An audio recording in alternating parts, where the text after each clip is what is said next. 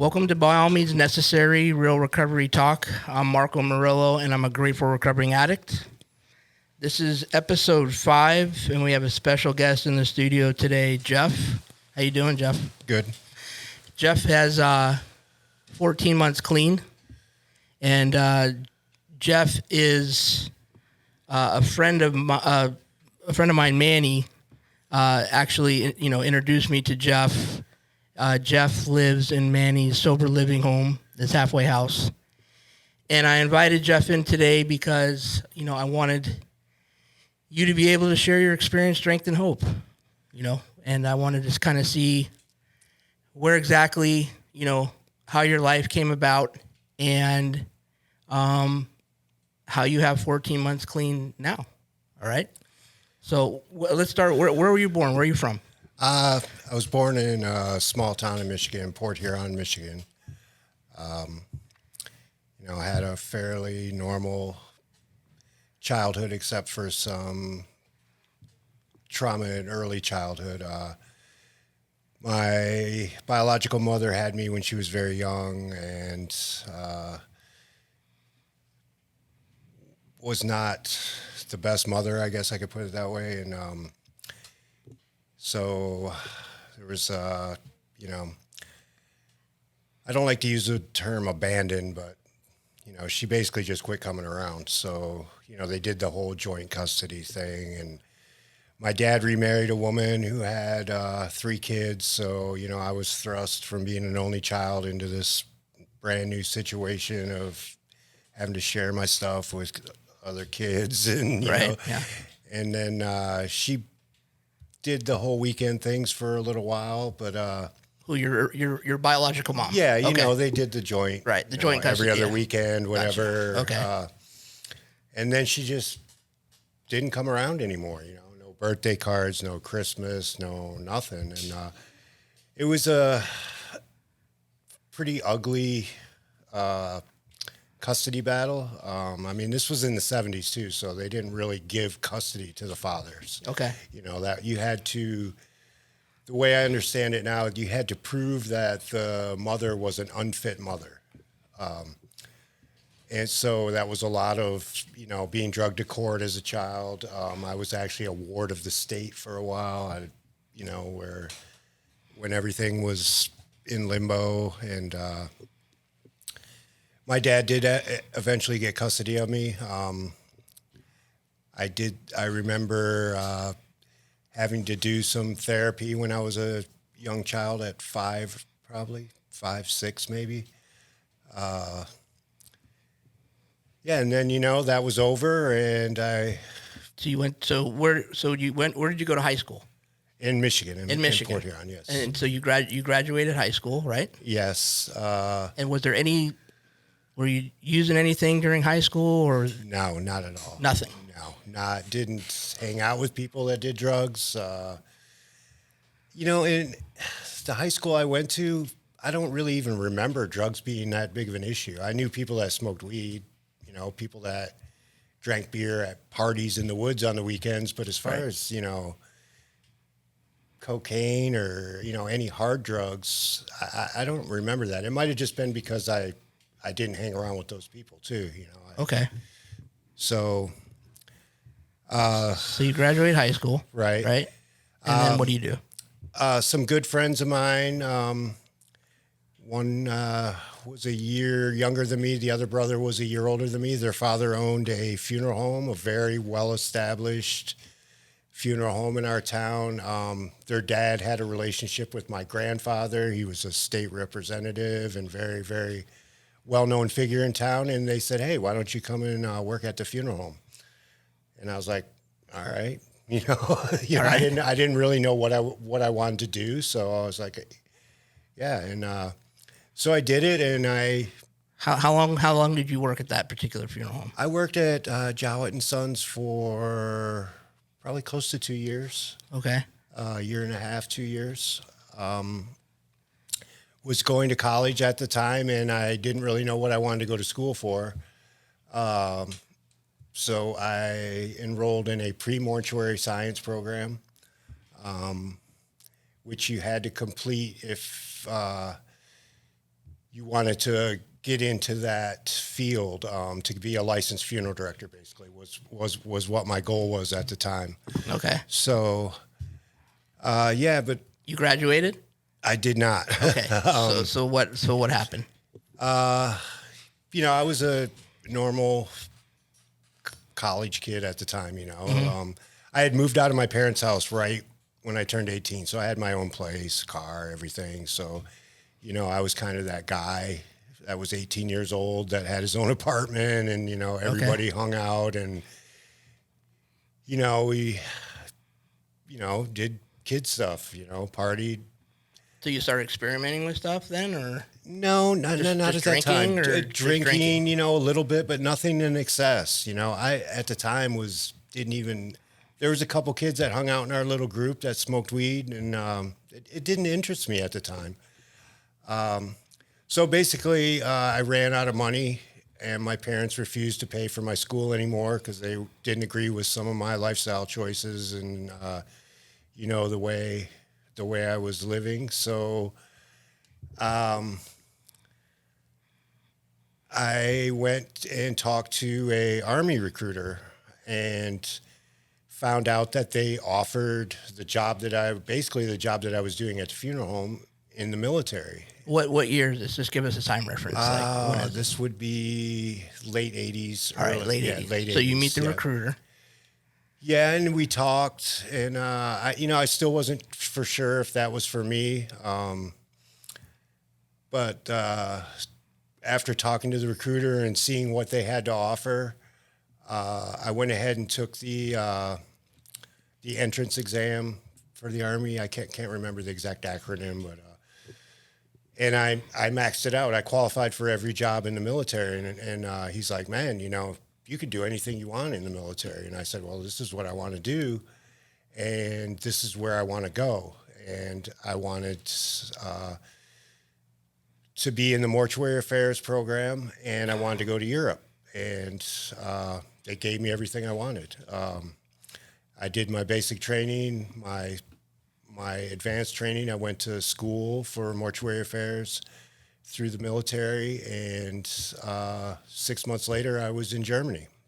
So everything, worked out exactly like they said it would. And I always had a fascination with Europe, as a teenager, and for me to have the opportunity to go live there was just, really, really cool. So this is this when you? How long were you?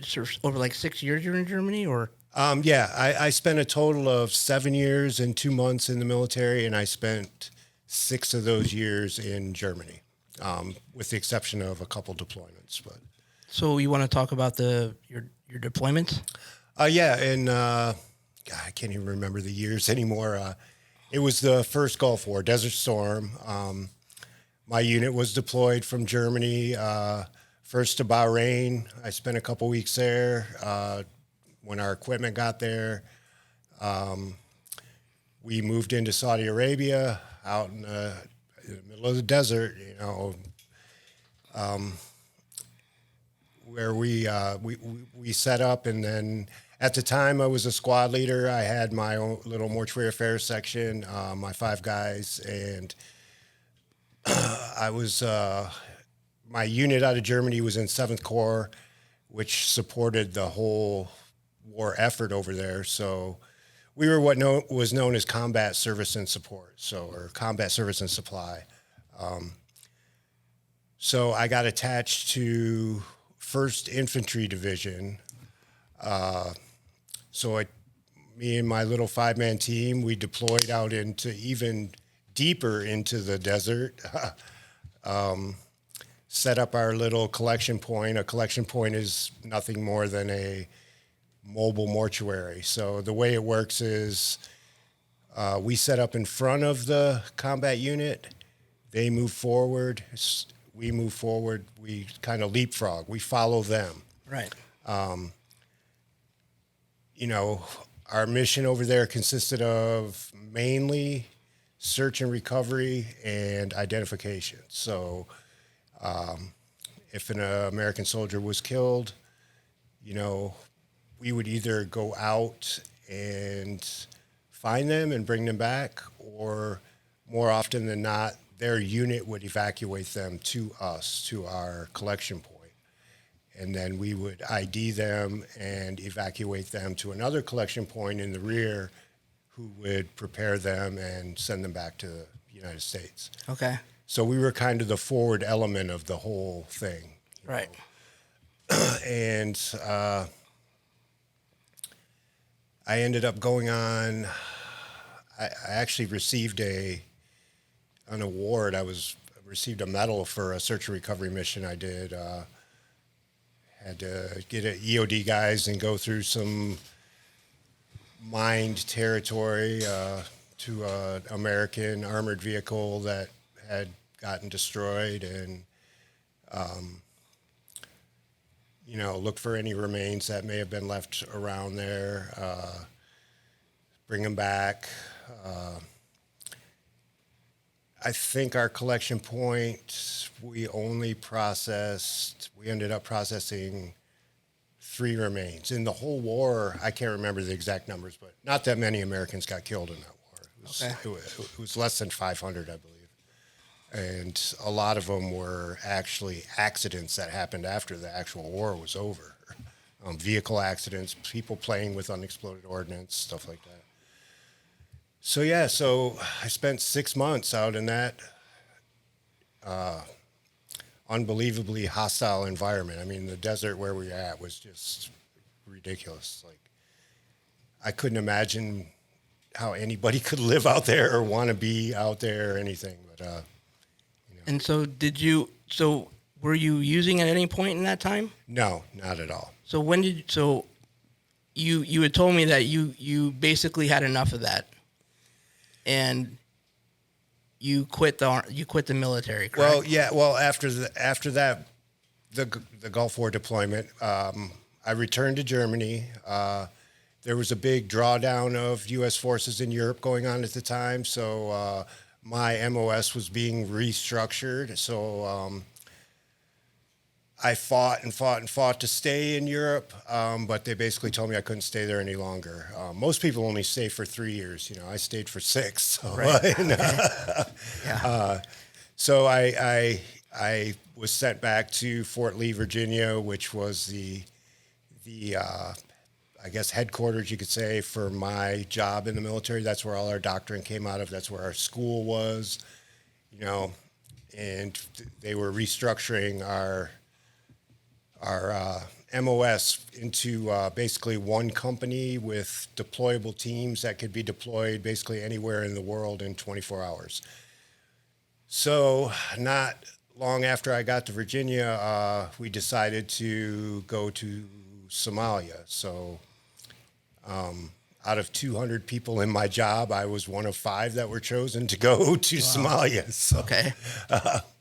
But in that job, even only having, 6 years, barely, almost 7 years in at the time, I still had more experience than 90% of the people in that job. Most people didn't stay in that job. And the people that did were in, battalion or brigade level positions, and they weren't the guys that were out in the field doing the job. They were the guys writing the doctrine and overseeing everything. So Right. as a corporal, I had more experience than most people. Okay. So that's why I was chosen. I had done it in a combat situation before. I knew how to establish a collection point. I knew everything about the job. I did my job really well. I enjoyed it at the time. I really did. Ended up flying out on Christmas Eve out of Washington, D.C. in a cargo plane with our 2 trucks and my 5 guys with me. It was a 18-hour flight, I think, mid-air refueling, landed in some clandestine airstrip in Egypt, had Christmas morning breakfast in the desert in Egypt. All they had to eat was hot dogs, so we had some hot dogs. Made the short jump into Somalia, landed in downtown Mogadishu at the airport, and basically got off the plane and was walked out into the middle of that whole Somalia incident. Got off the plane, carrying a machine gun with 300 bullets and a 20 millimeter grenade launcher with an Air Force colonel telling me the rules of engagement were if they have a gun, they're fair game, basically. So, Wow. Even though it wasn't a combat mission, it was technically a humanitarian service mission. Okay. We were there to help them. Right. And that was my mindset when I got there, was like, wow, these people. And I mean, you get off the plane and you realize it's bad. It was bad. It was really bad. If you can imagine living someplace with no electricity, no water, no kind of law, no police. This is like the reference you had, like with the whole Black Hawk Down. Yeah. City. I was. That's where I was. I was in downtown Mogadishu. That's where I stayed, at the airfield. I drove through that market portrayed in that movie 4 or 5 times a day sometimes, and that movie was very accurate. It was nuts. That market was chaos. I mean, you're driving through a mass of people, and you don't know who's your friend and who's not your friend, and they all seem to be your friend when the sun was up, and then when the sun went down, they weren't your friend. Right. So yeah, we set up our collection point. I worked with a young lieutenant who pretty much had no experience in the field. We worked together really close. And we were there to process remains of the coalition forces. I mean, that wasn't just a U.S. involvement. There were representatives from, God, I met so many different military. Germany had people there. Italy had people there. I hung out with some French Foreign Legion guys there. So it was this big, coalition of people there on this humanitarian service mission, and we were there to support them. How long were you there? Almost 6 months, I believe it was. Okay. 5.5 months, something like that. And so why did you leave there? I left there, number one. I had the choice to take an early out. The Army was drawing down forces at that time, and I qualified for this early out where they would actually pay you money to get out. Okay. So I had that option available to me, and I thought about it. And I have to say, after being there for a couple months, I was done with it. It was, for lack of a better term, it was a shit show. I mean, it was just so it was bad, and I was angry. I was upset. I was there to deal with the coalition forces, and my job every day ended up being how to find homes or find a place for dead Somalians, basically, that were being killed daily by whatever. I picked up guys that got shot trying to steal stuff. I cut guys out of barbed wire that were trying to break into, other places where the military had established, whatever, headquarters or different outposts. One of the main traumatic incidents of that deployment was somehow we ended up with a dead 6-year-old Somalian kid.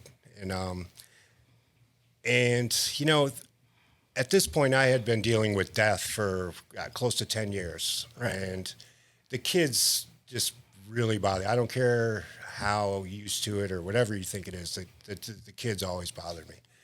And, it just amazed me over there, like, with all this, these people didn't have anything, but somehow they knew, that we were a morgue, and that if a loved one was missing or whatever, they would show up at the front gate and try and get in to see if we had their loved one. Yeah. So lo and behold, we get a call from the front gate.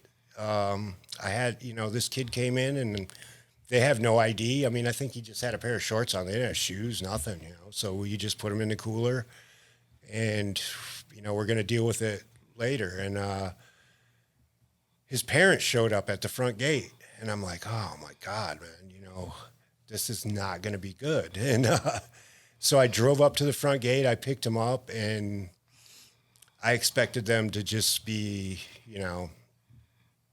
devastated, and they weren't. They were very stoic. They were very, very polite. No tears shed, anything. When I brought him in to identify the body, they sat there with us, and I gave him some food. I gave him some water. While we tried to figure out what we're going to do with this kid. So we thought the best plan would be for myself and one other person. We had a cover on the back of our Humvee, so we put the parents with the deceased child in the back of the Humvee, covered up. Because if anybody would have saw, it would have created quite a commotion if they driving through that area with, right. A dead smiling kid in the back of your truck would right. have not been a good situation for us. We went to their home. I took an MP with me. So there was, myself, my guy, and an MP. There was 3 of us, and I carried this kid on my shoulder in a body bag through this maze. I mean, it's hard to describe if you haven't been over there the way some of these people live. It's just little shacks that they make out of whatever they can find, pieces of tin, plywood, and they're just stacked up, like on the side. The little neighborhood, the little neighborhood we were in was like on a hillside, and it was just a maze. And it drew some attention. A Humvee rolls up, and some guys in uniform with machine guns are walking through your neighborhood. It tends to create a little attention, and it was a very, very sketchy situation. A crowd gathered, and we're like looking at each other like, man, if the shit kicks off right now, there's 3 of us, and there's like 500 people around us right now, so it's not going to be good. Yeah. So, but I don't know. I did have my interpreter with me too. I had an interpreter from the States. She came with me. I don't know if she said something to the family or what, but they allowed us to walk right through, unquestioned, and took the kid into their house, set him down. They invited us to stay. The mother made us tea and offered us food. And I spoke through an interpreter to them and found out that they had just lost another son in the Civil War, not 6 months prior to that. So, it just blew me away that this is kind of just like a common thing for them, like, right. If that would have been, somebody bringing my mother's dead 6-year-old child, it would have been a big deal, but it just was like a fact of life to them. And that incident really bothered me for a long time. I don't know why. I did everything that I was trained to do, and everything. I went above and beyond what was expected of me. I wasn't expected to deal with dead local nationals. Right. So when did you get back to the States? And let's talk about like when you got back to the States, and how did you start dealing with this trauma? Like, what did you start doing? Yeah, so I ended up taking the early out, took my 15 grand, got out of the military. At that point, I just had enough. I was very angry. I was pissed off at everybody, and got out and decided I had a bunch of money in the bank, had a brand new truck, brand new motorcycle, decided to take a summer off. Traveled around. I followed a band named Fish around for a while. And I was like, I'm just gonna have fun. And did you start using then? When did you start using? Yeah, I mean, that's when my drug use started, definitely. That's Okay. when I wasn't out of the Army a month and I was a daily marijuana smoker within a Okay. month after leaving. So you started with marijuana, and then how did that progress? That progressed into, experimenting with cocaine. I never really got into the psychedelic stuff. I did some mushrooms every now and then, stuff like that. But, and then basically progressed into me trying heroin and really, really liking it. Really liking it. But at the time, having enough vision, I guess you could say that, wow, this could really be a problem with me, and that came about very quickly, within. So you realized that at the beginning. I did, yes. And at the beginning, I also lost a very, very close friend and roommate to a heroin overdose. So, Wow. That kind of really made me Take look a at step that back and look at it situation. and say, wait, Exactly. what am I doing here? Is this something I should be keep Exactly. doing? Keep Exactly. using?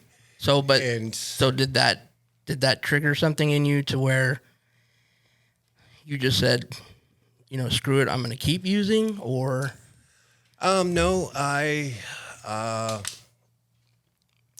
basically I took a job at another brewery and moved 4 hours away. So I kind of removed myself from the situation. And the place I moved, I was in a very small town, Outer Banks, North Carolina. Heroin wasn't an option. If it was, I wasn't willing to put the work in to go through looking for it. So right. still was using marijuana pretty much on a daily basis, cocaine when I could get it. But, I worked. I was a brewer at a small brewery. Alcohol was just a part of life. That was, we had kegs on tap at work. So, Yeah, you were saying that, so I don't want to say you're expected to drink, but that's just a part of that life, and did that.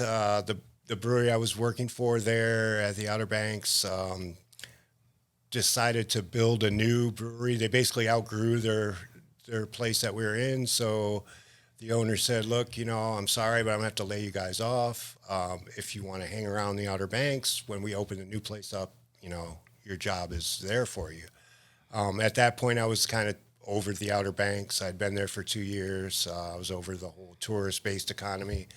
So I went to visit a friend in Washington State, dropped a resume off, got offered a job at a brewery in Olympia, Washington. Packed up my little Toyota van with my dog and spent a week driving across country and moved to Washington State. And how long were you there? I was in Olympia for 5 years, I believe. Did you start using heroin again back then? Not heroin, because everything there was black tar heroin, and I didn't. At the time, I was terrified of needles, so I didn't. So what did you use? What was your drug of choice? There, I discovered Vicodin. Okay. That's where the whole thing kicked off.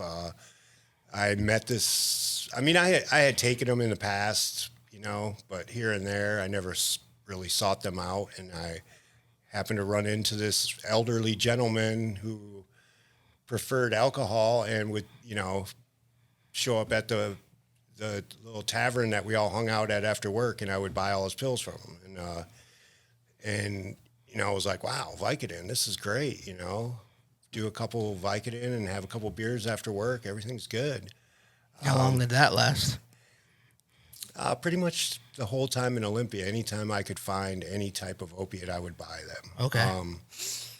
So this is But it wasn't a daily thing. No, right. I was at that period of time. I was heavily using cocaine. So, cocaine and alcohol were the biggest factors of drug use during that period of time. From Olympia, is that when you came to Florida? Briefly, yes. That's when I moved to.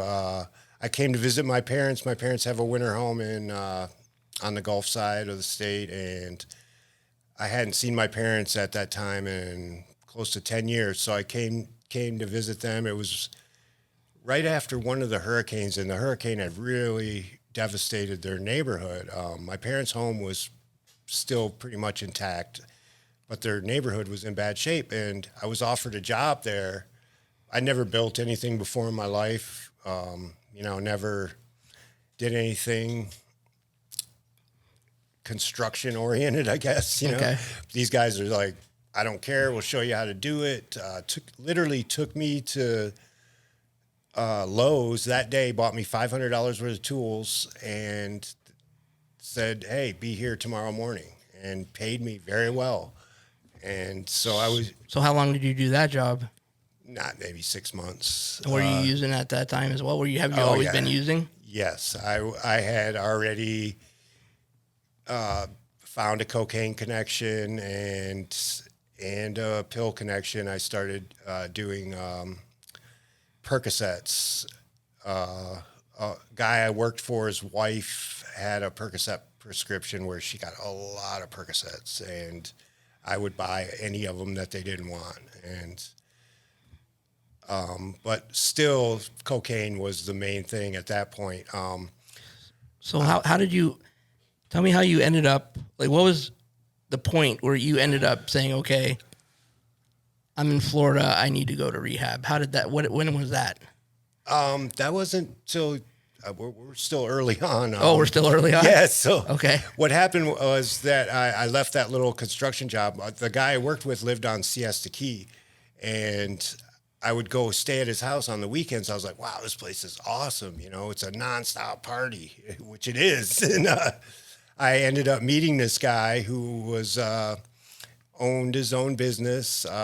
We made custom-made pool tables, and, was big into partying, cocaine and oxys. That was our deal. A bottle of Crown Royal after work every night. And that's when I discovered Oxycontin. The old school, suck the coating off, green 80s. At that point in my life, I thought that was the best thing man had ever invented. Ox.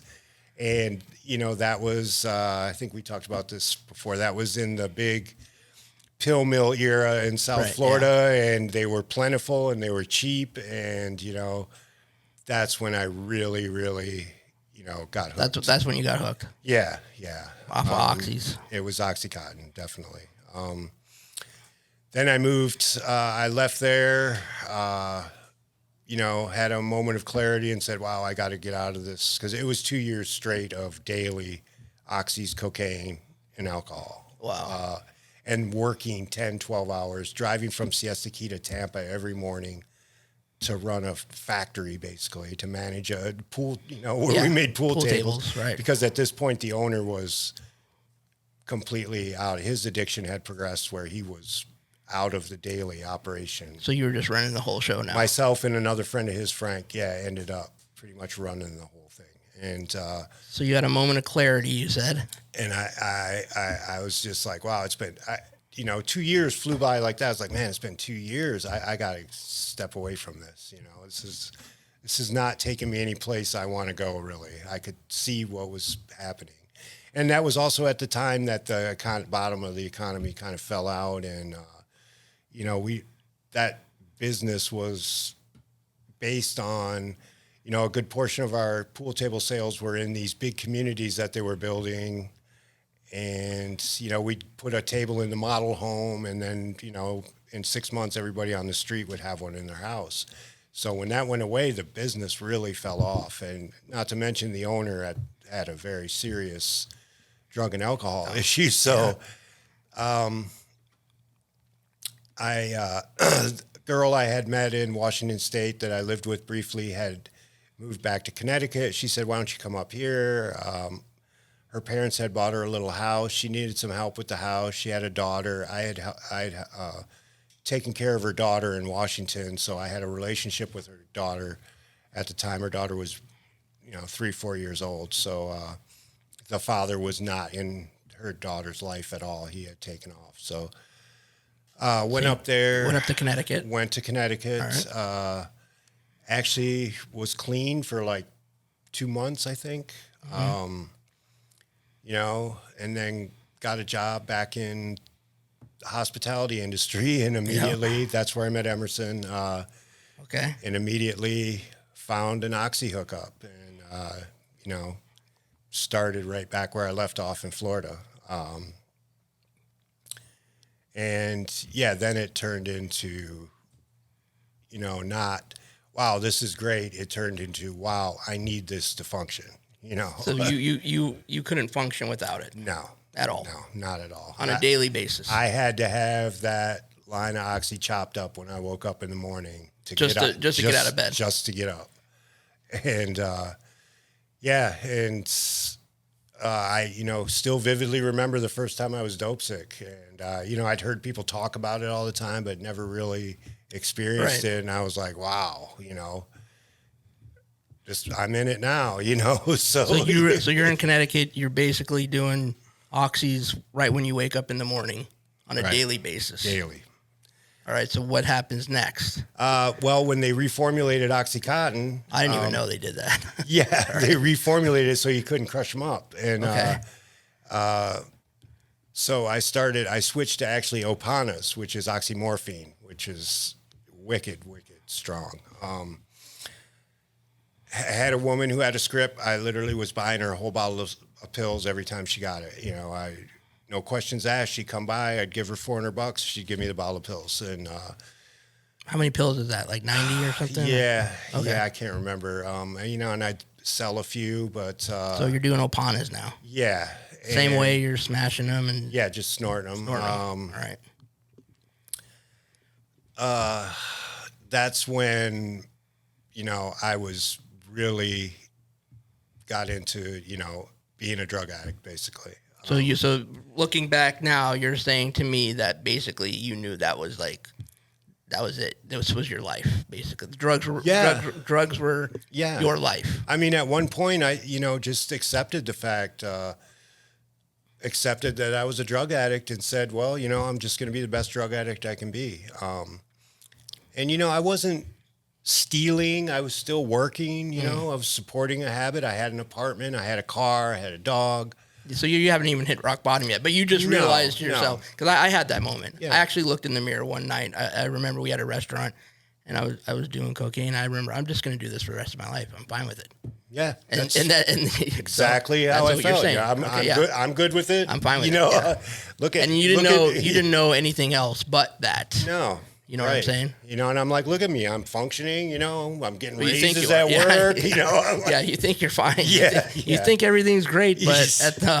but it's all crashing down. So so the Apanas, and then what happened? the woman moved away. Your connect move away. So I, you know, natural progression of that disease, moved on to heroin. This was what, like sniffing it or? Yeah. Sniffing it, heroin. Yeah. I was never a real IV. I mean, I would shoot it up occasionally, but, you know, my basis of addiction was sniffing it.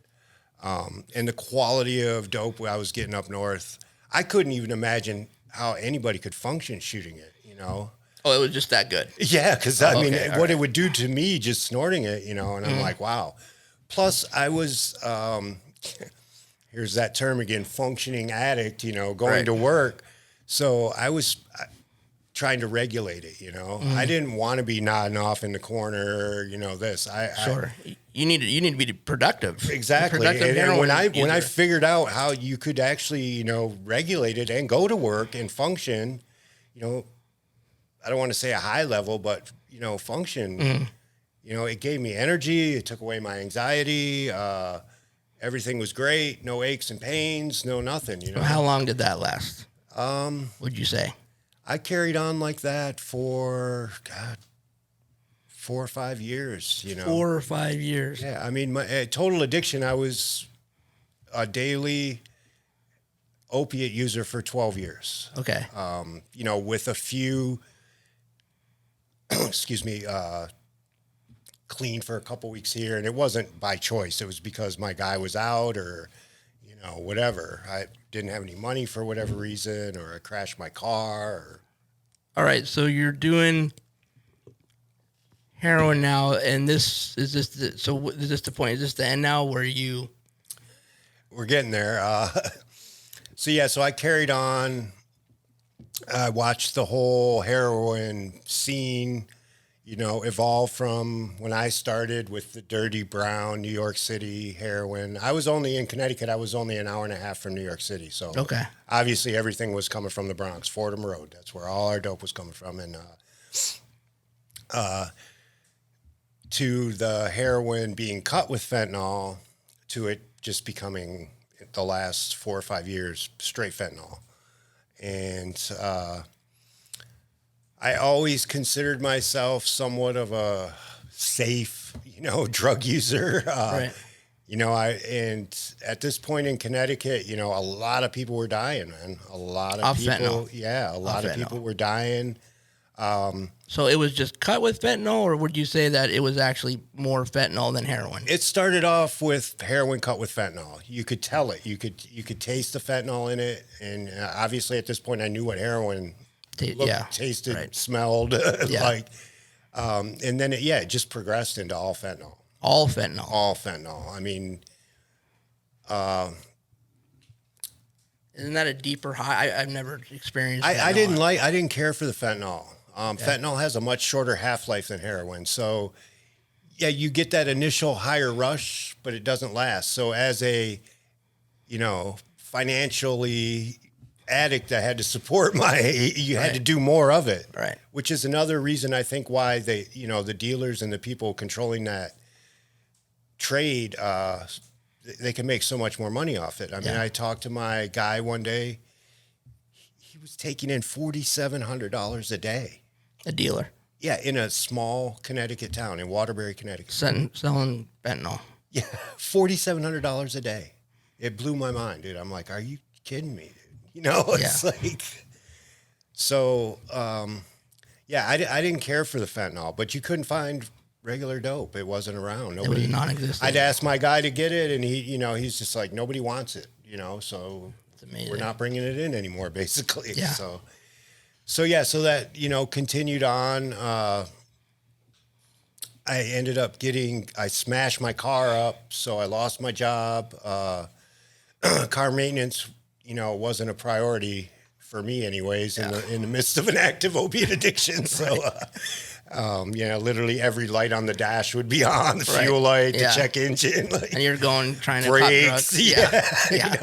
So I smashed my car up. It was, I told all my friends, oh, the brakes went out. Yeah, well, the brakes went out because I had worn the pads right through to the to the studs, and it dumped all the fluid out of the calipers. So, so I got clean for like 2 months, but once again, it wasn't by choice. It was because I didn't have a vehicle, and at the time I had to drive 30, 45 minutes to get dope. So occasionally I could get somebody to deliver it to me, but the price was, premium. And at this point, the guy I was dealing with it wasn't worth him to make the drive. So it was basically because he had really dark tin on his windows, and the state cops out where I was would pull you over for dark tin. So he wouldn't come. So I kind of cleaned up,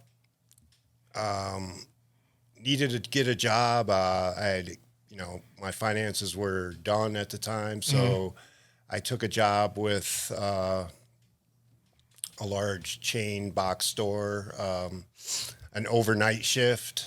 I was like, wow. Awesome, dude. I can work all night. Yeah. I don't sleep anyway. Yeah. So I can go to work at 6 o'clock or 9 o'clock at night and get off at 6 o'clock in the morning. Got paid well. So, as soon as that first direct deposit hit, I was right back in it, right back in it.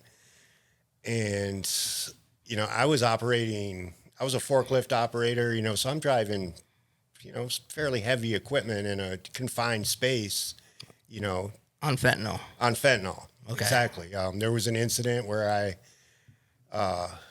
one of the lift trucks that we used, you had to be harnessed in because you rode a platform to go all the way up to the top shelves. And I literally nodded off driving this down an aisle and was hanging in the harness. One of my coworkers found me, young kid. I, told him I got something in my eye, made up some stupid excuse, you know, and like, so, you know, that job didn't last very long. Okay. You know, I lost that You job. lost that job. All right. It's still in Connecticut. Still in Connecticut. You know, still using daily. Found a job on Craigslist, working for this guy who paid me cash at the end of the day. Was working with him. It was July 1st of last year. I did, you know, the more normal amount of dope that I would do in the morning. Went to work.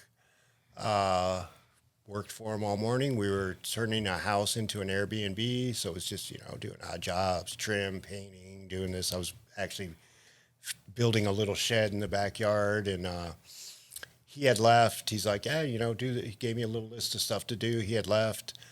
I was fairly close to my guy. Was where I, you know, where I would meet my guy, and I was like, shit, I'll just go to lunch, you know, grab some lunch, meet my guy.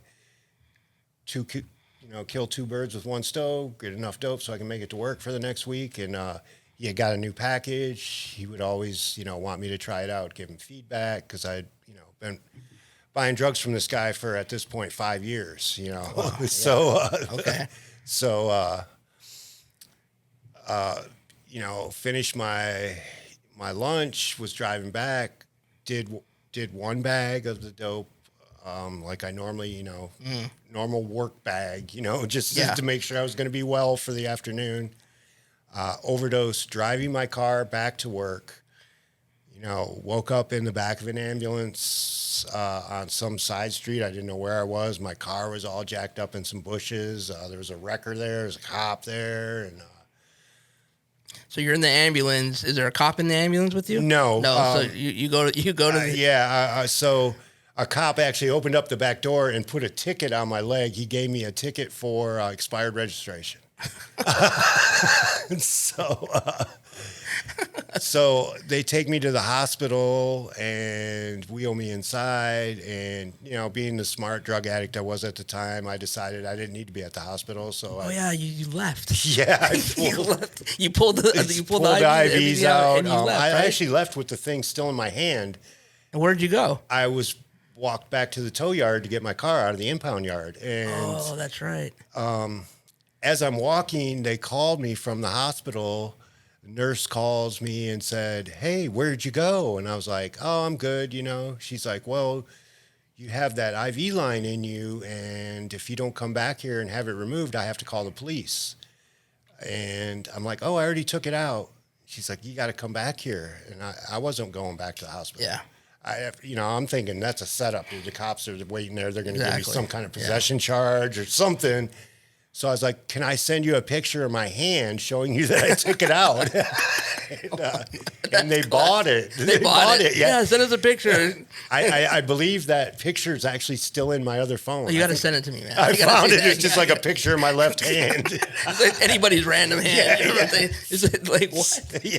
So you're at the tow. So you get off the phone with her. You send the picture. You're at the tow yard. You're trying to get your car back. I stopped at some gas station and asked this guy, "Hey, do you know where this tow yard is?" And he gave me directions. And it was a good little walk. But I got there and it was like $500 to get my car out of the impound lot. Right. They're like, "Oh, towing fee, storage fee." I'm like, "It's only been here for 3 hours, dude. Come on." But anyways, it was pretty much all the money I had. You know, I emptied my bank account. So like, I got to have my car. You know, without a car, I couldn't get dope. I couldn't do anything. Couldn't get money, anything. So I got to get that car back.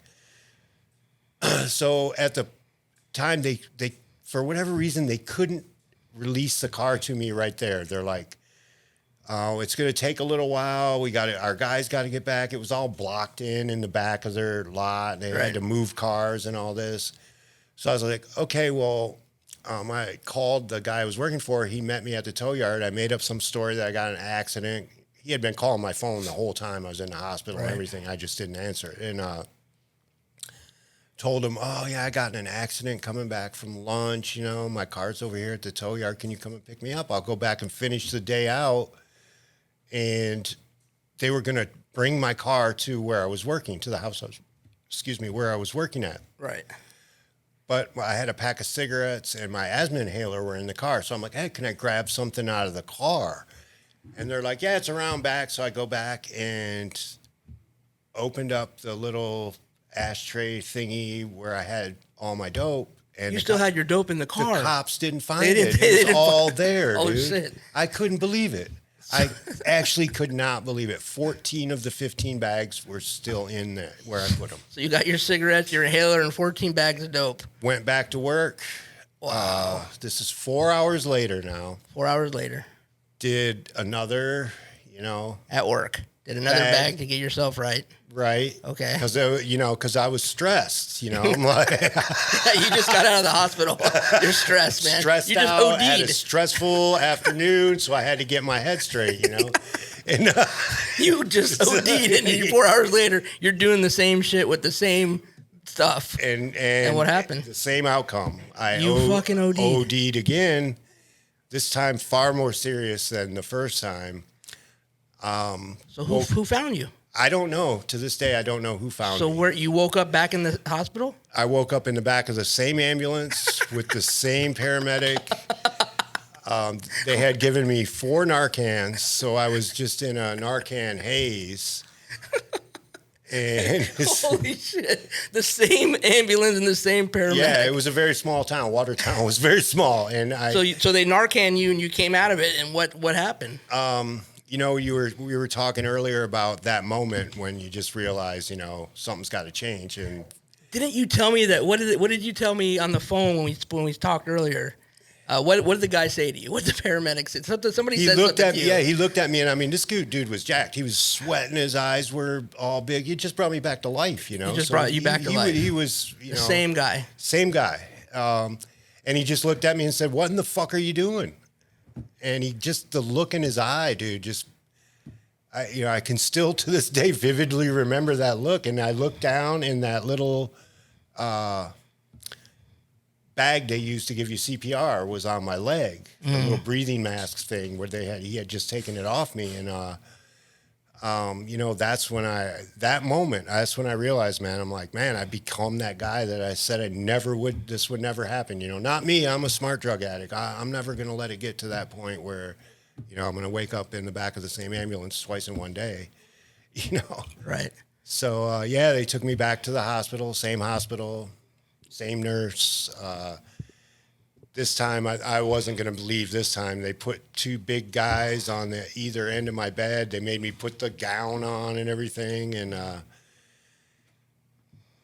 during that time, I'm there, and I was still just in a stupor. The Narcan really, I got a bunch of Narcan, and it really, really, I don't know if you've ever been Narcan. No, I never have. It just puts you in like this haze, It's like, just like, what's going on? Like, it was almost like a dream, And, Right.